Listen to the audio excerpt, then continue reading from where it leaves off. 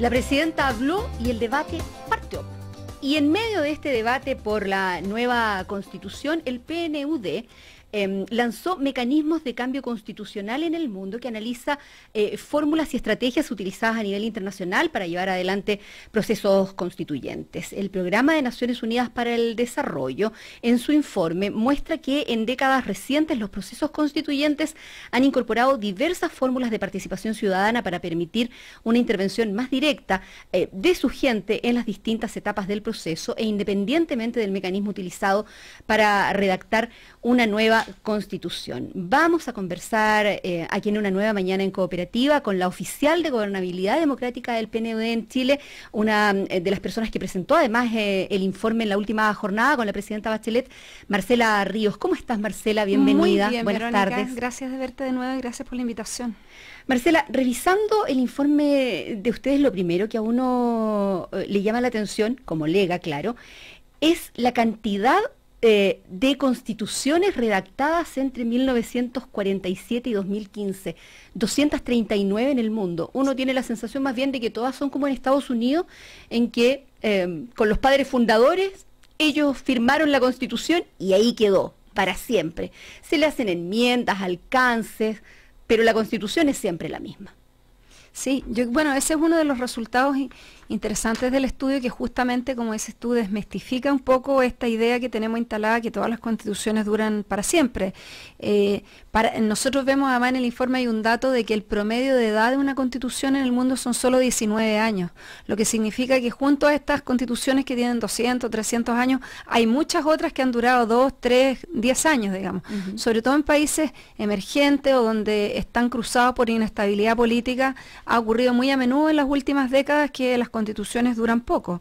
De hecho, nuestra constitución, la que está vigente hoy día, ya tiene una constitución adulta.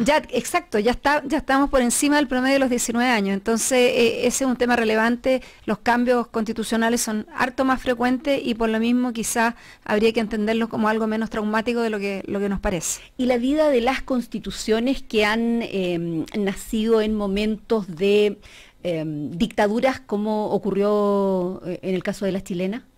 Mira, hay una de las cosas que el informe muestra es que hay una enorme diversidad de experiencias en el mundo, tanto respecto de lo que pasa con las constituciones, también como la forma de cambiarlas. Por ejemplo, si miramos el ejemplo de Japón y Alemania, que son democracias totalmente consolidadas, la constitución de Japón fue impuesta por una potencia extranjera después de que perdieron la Segunda Guerra Mundial. En ambos países se redactaron nuevas constituciones de una manera totalmente atípica y esas constituciones han durado. Sin embargo, en otros países, por ejemplo, en España también es un caso interesante después de la dictadura franquista que duró más de 40 años, ahí se convocó a un congreso constituyente. Y también después de la dictadura en Portugal hubo un congreso constituyente, en Italia también, y esas constituciones han perdurado en el tiempo. Hay otras, por ejemplo, nosotros en América Latina y también en África y en Asia, es cierto que hemos tenido más rotación de constituciones. Hay muchos países donde han tenido muchas constituciones y hay países donde los procesos constituyentes, lo que muestra el informe, han sido exitosos en el sentido que han logrado generar cambios que han perdurado. Y otros procesos han sido menos exitosos. Por ejemplo, en Tailandia llevan 10, 15 años tratando de cambiar la constitución y no lo han logrado, no se han podido poner de acuerdo. Hemos tenido casos también donde se ha redactado una nueva constitución, se ha convocado un plebiscito y el plebiscito ha rechazado el texto escrito. Entonces, pero también, como te digo, el informe muestra que hay una diversidad de casos, muchos casos exitosos y que, como decíamos, una de las cosas importantes de mostrar es que no hay una fórmula mágica. No hay una sola manera de hacerlo, tiene mucho que ver con el contexto político, con el contexto social y con la historia de cada país. Y países, Marcela Ríos, donde la Constitución haya sido permanentemente modificada, pero no cambiada totalmente, como es el caso chileno, porque desde el regreso a la democracia se ha intentado cambiar la Constitución. De hecho, esta ya lleva la firma del presidente Lagos. Sí. Bueno, de hecho nosotros no analizamos los casos de reforma, analizamos solo los casos de nuevas constituciones. Pero hay un trabajo, hay un trabajo de largo aliento, justamente el académico que lidera ese proceso, Tom Greenspan, está esta semana en Santiago, viene a un seminario organizado por el gobierno, por la SECPRES y la Universidad de Chile. Hay una pequeña entrevista de él en La Tercera hoy día. Hay una base de datos en la Universidad de Chicago que se llama Constitutional Project, algo así, proyecto constitucional en español, donde hay una base de datos de todas las constituciones del mundo. Y ellos han hecho un trabajo de mostrar que muchas veces tú puedes ir por este camino de estar cambiando una misma constitución o redactar una nueva. A veces cuando tú cambias mucho las constituciones, eso te permite a que duren más, ¿no? O sea, como les permite cierta flexibilidad.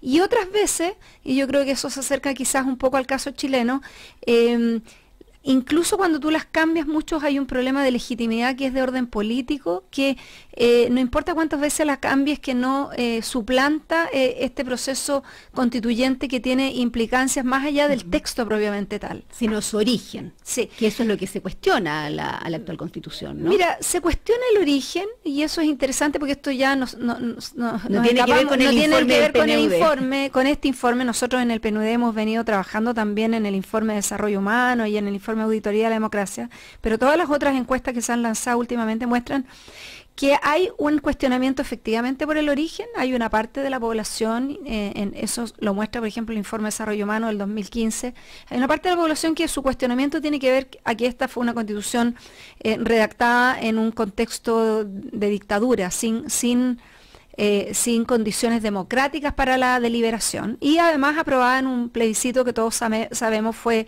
fraudulento, digamos que no cumplía con los requisitos básicos de un sistema democrático. Pero hay otros, muchos, que dicen que en realidad tiene que ver no con la forma, no con el origen, sino que con la forma, o con la forma en que distribuye el poder, o con el contenido de la Constitución. Y en realidad nosotros en la encuesta de desarrollo humano del PNUD muestra que 1/3 de los chilenos cree que en realidad es por las dos cosas, no le gusta ni el origen ni su contenido. Entonces, la encuesta de CADEM de este sábado mostraba también este alto apoyo, el 70%, digamos, de chilenos y chilenas que dicen que están de acuerdo con un cambio constitucional. Justamente yo creo que se refiere a que ya está como instalada por diversas razones. No necesariamente todos o todas nos hemos puesto a leer en detalle el contenido de la Constitución, pero tenemos una idea en general de lo que hace la Constitución. Sabemos que la Constitución define el rol del Estado, los derechos, y lo que parece ser es que más del 70% de los chilenos creemos que ya es momento de cambiarla.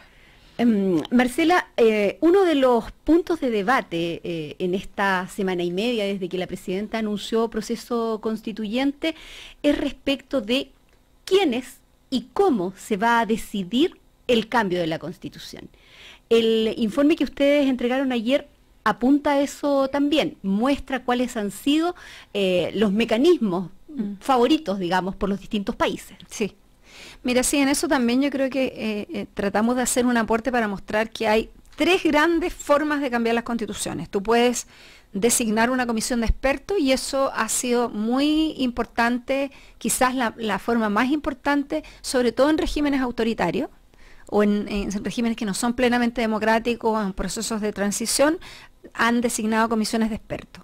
Después hay una cantidad importante de... Perdón, así nació de hecho la Constitución que nosotros tenemos. Como la nuestra, el grupo Ortúzar, ¿no? La Comisión Ortúzar, tú designas un grupo de especialistas, habitualmente abogados constitucionalistas, esas personas redactan el texto. Y abogados constitucionalistas además cercanos a tú, como gobernante, a tu línea. Exacto. Y después eso puede ser ratificado por un congreso, por el gobernante, o incluso convocado a un plebiscito como se hizo acá en 1980, y eso es habitual, como decíamos, en regímenes autoritarios. Las democracias, sin embargo, han usado 2 mecanismos fundamentalmente. O el Congreso, ya sea el Congreso regular, o un Congreso electo especialmente, que en el texto nos referimos a ese mecanismo que ha sido menos usado, pero se llama un Congreso Constituyente, que es como tú eliges un Congreso que tiene el mandato específico de escribir una Constitución. Eso ocurrió, por ejemplo, como decía, en Portugal, en Brasil, en España. Se han electos Congresos, pero se ha hecho menos que otras formas. ¿Y es distinto ese Congreso Constituyente de la Asamblea Constituyente de la que hablamos aquí en Chile? Y la tercera opción es la Asamblea Constituyente, que que es un órgano que tú eliges solo y exclusivamente para redactar un texto constitucional, que opera y se elige similar a un Congreso, pero la gran diferencia es que el Congreso puede hacer simultáneamente todo lo que tiene que ver con legislación, o puede redactar primero la Constitución y después seguir con su proceso habitual de legislación, o puede nombrar una comisión bicameral o una comisión interna, digamos, o sea, una parte del Congreso se dedica a lo constitucional y el resto está en todo lo que hace el Congreso habitualmente. La Asamblea Constituyente es electa, como decía, de forma similar, con elecciones, es una institución representativa, pero tiene un mandato acotado que solo está orientado a escribir un texto constitucional. Una vez que está escrito el texto, esa asamblea se disuelve. En la mayoría de los casos que nosotros estudiamos, cuando se define un mecanismo de asamblea constituyente, es la propia asamblea la que aprueba el texto. Pero hay en algunos casos donde, además de redactar el texto, la asamblea convoca un plebiscito para ser refrendada además. Pero yo te diría, la distinción fundamental es que la asamblea solo sirve para redactar, es una institución, por lo tanto, excepcional, temporal, transitoria. No es una institución del Estado que permanece, tú no sigues... En paralelo, el Congreso sigue funcionando con todos los demás temas. Exactamente, el Congreso sigue funcionando con todos los demás temas, eso ocurre en las democracias habituales. En algunos contextos que han tenido asambleas constituyentes, en contextos de transición, por ejemplo, que hubo un régimen autoritario o algo así, ocurre que hay un gobierno de facto o un gobierno temporal, o incluso a veces una fuerza internacional que está a cargo del país mientras sesiona la Asamblea Constituyente. Pero en todos los casos de democracia, y fundamentalmente en las experiencias de América Latina, de Islandia, de Sudáfrica, de las últimas 2 décadas, estas asambleas operan paralelas al Congreso. En Túnez, que fue mucho más reciente, se convocó una Asamblea Constituyente y ahí había un gobierno transitorio mientras operaba la Asamblea Constituyente. Porque uno podría pensar también cómo funciona el Congreso mientras opera la Asamblea Constituyente, si esa Asamblea Constituyente está cambiando la Constitución, sobre la que finalmente tienen que caber las leyes que está debatiendo ese Congreso. Exacto.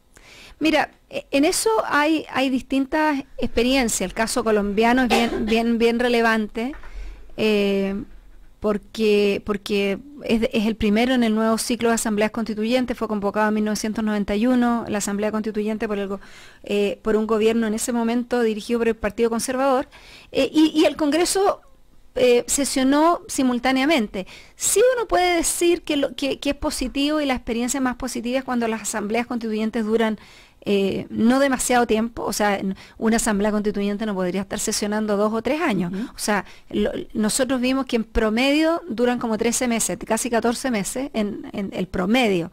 Pero, idealmente tú podrías pensar que una asamblea constituyente debería durar entre 6 meses y 1 año para no intervenir en forma excesiva con lo que está ocurriendo y para no generar incertidumbre respecto al proceso legislativo.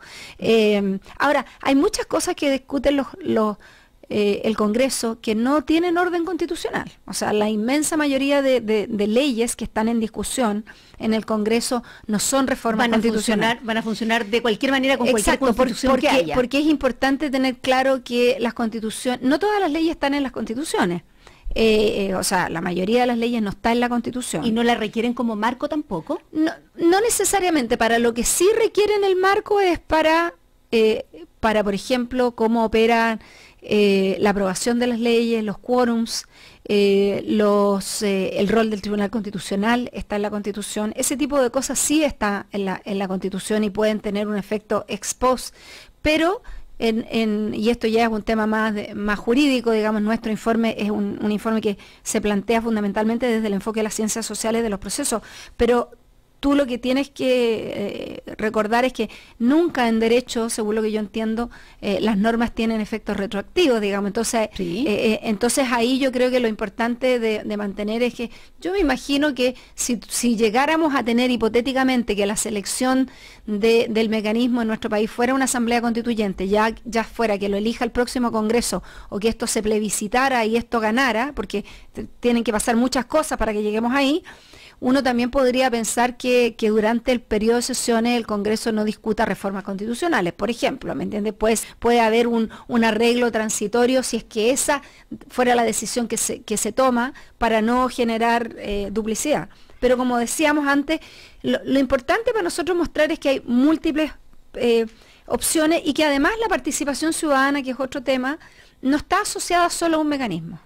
O sea, tú puedes tener mucha participación ciudadana o poca participación ciudadana con congresos, con asambleas constituyentes o con comisiones. Que no es lo que parece. No es lo que parece, pero eso es lo que... La idea general que tiene uno es que donde hay más participación, donde voy a poder estar y decir yo quiero que esa persona represente mi voluntad en esto en concreto, es con la Asamblea Constituyente. Claro, lo que pasa es que volviendo al tema de la definición, la Asamblea Constituyente, por eso yo creo que hay una comprensión quizás un poco errada de lo que es como institución. Es una institución representativa, nosotros podríamos como ciudadanos elegir a los integrantes, pero operaría muy similar al Congreso. Entonces tú podrías tener una Asamblea Constituyente que vamos a votar, los elegimos y después no nos enteramos de nada de lo que hicieron hasta que nos muestren un texto en un plebiscito y nos pregunten sí o no.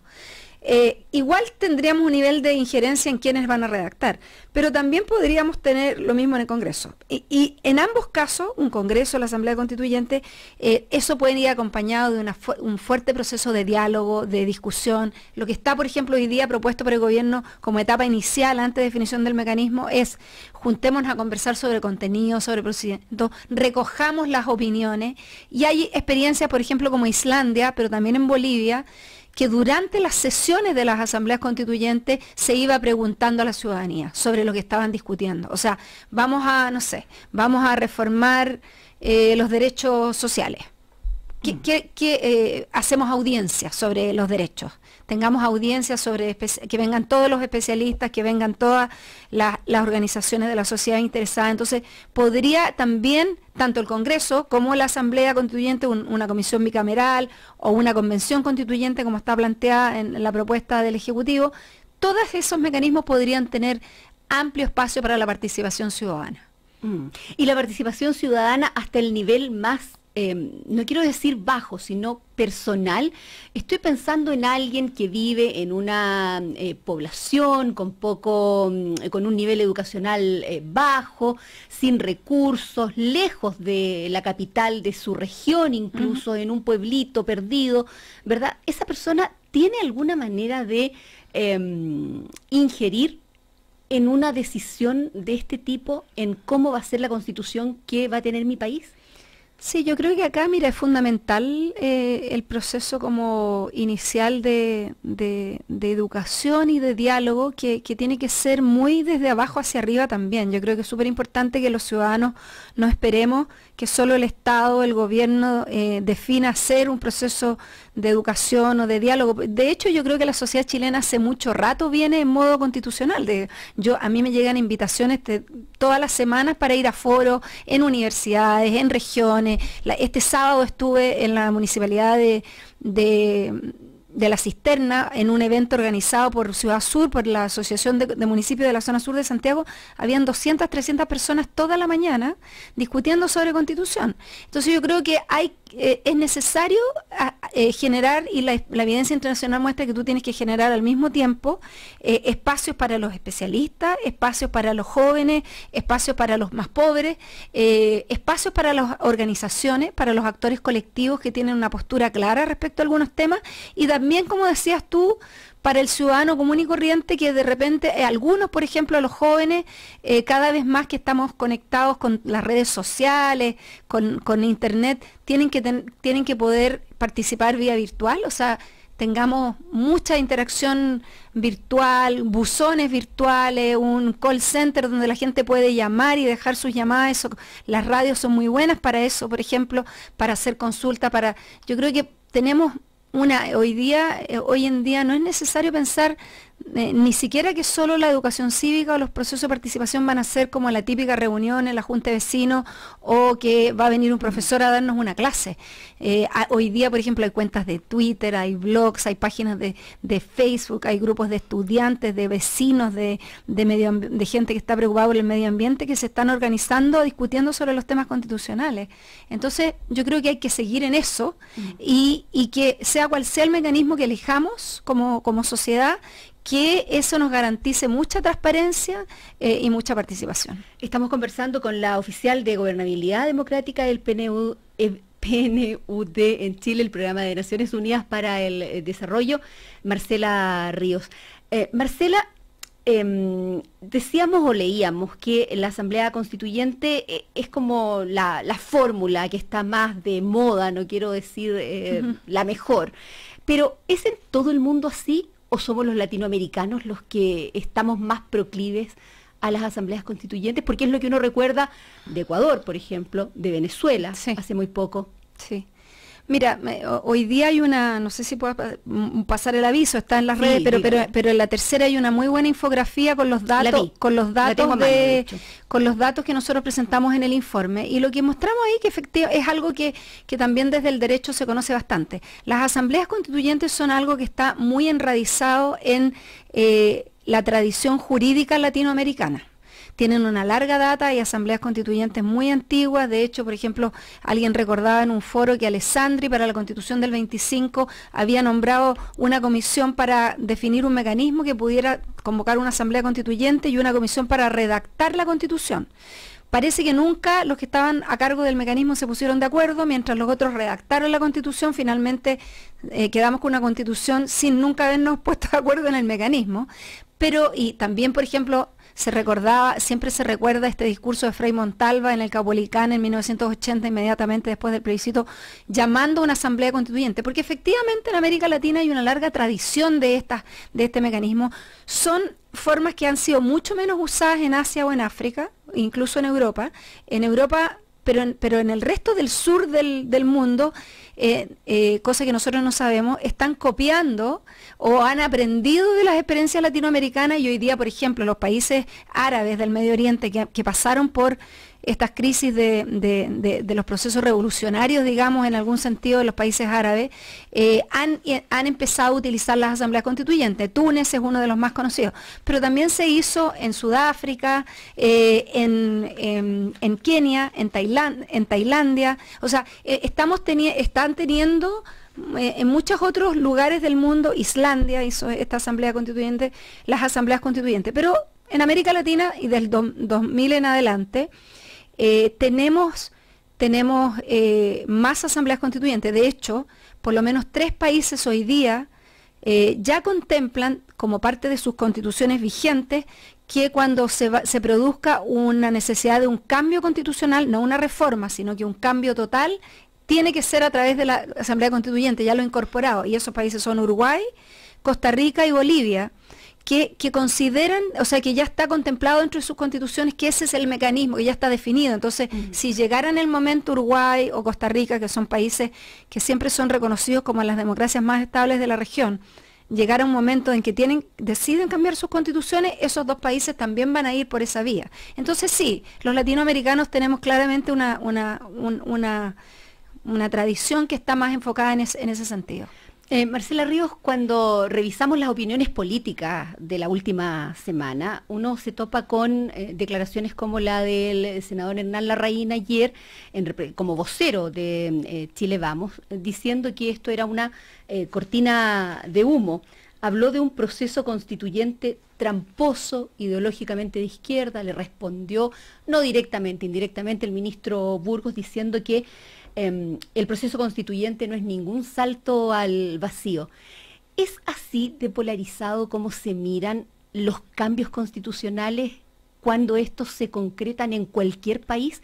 ¿O nosotros estamos especialmente, no sé, alterados, erizados con el tema? Mira, cambiar una constitución es un evento excepcional. No es algo habitual en la vida de los países, menos de los países en democracia, eso es cierto. La mayoría de las constituciones se cambia cuando se enfrentan los países a contextos de crisis más severa. Pocas democracias impulsan estos cambios profundos sin una crisis severa, como es el caso de Chile. Sí, pero yo creo que ha ido cambiando la noción. Por ejemplo, Islandia es un caso interesante, Colombia también, pero también Suecia, en el sentido de que en Islandia no pasaba nada, digamos, que pueda ser pensado como una crisis severa, excepto que ellos sí creían que tenían una crisis severa, porque esto es totalmente subjetivo, ¿no? En el sentido de que a raíz de la crisis financiera del subprime se generó esta crisis económica que golpeó muy fuertemente a Europa. Esto generó mucha molestia en Islandia a los ciudadanos. Se perdieron pensiones, ahorros, qué sé yo. Entonces eso generó una sensación tan fuerte en contra de las élites políticas que terminó en una demanda por nueva constitución. Cosa que uno diría, en otro contexto eso no da, en otro contexto eso no llegaría al mismo debate. Pero en general los procesos de cambio constitucional son contenciosos, hay conflictos, hay disensos, hay miedos, por supuesto, porque generan incertidumbre. Entonces, a mí me parece natural que eso se expresen. Yo creo que lo importante y lo que muestra el informe es que para avanzar exitosamente, sobre todo en una sociedad como la nuestra, donde independientemente de lo que opinen las élites, los ciudadanos tienen la sensación de que esto es necesario, digamos, y cada vez más es así. Entonces, yo creo que lo ideal, lo que deberíamos aspirar es a escuchar todos los miedos, a escuchar todas las aprensiones, a escuchar todas las críticas, incorporarlas para bajar ese nivel de ansiedad y buscar mecanismos que le den garantías a todos los sectores para que todos los sectores se puedan sentir incluidos y puedan participar. Es Marcela Ríos, cientista político, oficial de Gobernabilidad Democrática del Programa de Naciones Unidas para el Desarrollo, y te agradecemos muchísimo que hayas venido a conversar. No, gracias a ustedes por el espacio. También parte de la educación cívica y el proceso constituyente este tipo de debate, así que muchas gracias. Es lo que hay que hacer, ¿no? Sí, totalmente. Marcela, muchas gracias. Y nos vamos, se acabó. Una nueva mañana en Cooperativa llega a su fin. Mañana se hace cargo de este espacio nuevamente Paula Bravo, porque la Cecilia Roaretti está de vacaciones. Nos vamos, ya vienen las noticias con Rodrigo Vergara, el diario de Cooperativa comienza a llamar. Buenas tardes. Una nueva mañana en Cooperativa fue presentada por Aconcagua. Conserva los buenos momentos.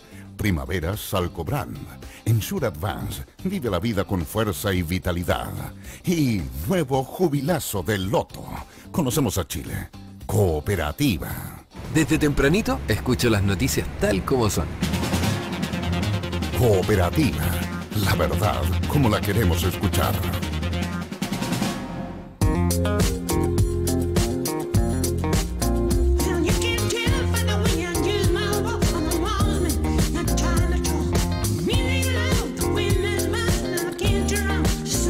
Loto presenta Jubilazo, 1 millón mensual para los mejores 20 años de tu vida. Loto sigue creciendo. Ahora te da 6 nuevas oportunidades para ganar en cada sorteo. Partiste a jugarte un loto, pero con Jubilazo. Katy, tienes que estirar un poco más los brazos. No me pierdo mis clases de yoga. Siempre tengo ganas de ir. Me encuentro con mi energía, con mi equilibrio y sobre todo me encuentro con mis amigas. Vivir con ganas y energía es una actitud, pero algo muy importante es mantener nuestros músculos fuertes y sanos. Con Ensure Advance, vive la vida con fuerza y energía. Consulta con tu médico. Me acuerdo cuando era chico y llegaba la hora del postre y mi mamá decía, duraznos en conserva. Se abrían las nubes, el sol salía y aparecían ellos, mis duraznos Aconcagua de siempre. Hoy en cambio, a la hora del postre, además de duraznos, puedo elegir cóctel de frutas, piñas, cerezas y frutillas. Y como ya soy grande, me puedo repetir. Sorprende a tu familia y amigos con una de estas ricas variedades. Aconcagua, conserva los buenos momentos. ¡Ey! ¿Quién se comió mi postre? Hay un grupo de médicos único en Chile, de esos médicos que se trasladan a atender a sus pacientes donde quiera que estén. Médicos que han acumulado una experiencia que pocos tienen, que día a día reciben valiosas recompensas y que por sobre todo mantienen en alto el honor de su profesión. Ellos son los más valorados de nuestro país, los médicos de la salud pública. La salud pública tiene una gran recompensa. Hoy Chile necesita más médicos y especialistas. Incorpórate al sistema público de salud. Infórmate en minsal.cl. Ministerio de Salud, Gobierno de Chile. En el mundo hay 232 millones de personas migrando a otros países. ¿Cómo avanzamos en políticas integradoras? Cambia el mundo. Universidad Alberto Hurtado. No habrá nadie en el mundo que te quiera y que te dé los martes sesenteros de Santa Isabel. Sí, solo son para ti. Martes sesenteros yo te traigo, nena, y solo son para ti, mi amor. Sí, solo son para ti. Si tienes más de 60 primaveras, no te pierdas los martes sesenteros con un 8% de descuento en el total de tu compra. Santa Isabel te conviene día a día. El Lugar de Cristo quiere seguir sumando sonrisas y te invita a las cenas Pan y Vino 2015. Valparaíso, 21 de octubre. Valparaíso Terminal de Pasajeros BTP. Rancagua, 22 de octubre. Club Ansco.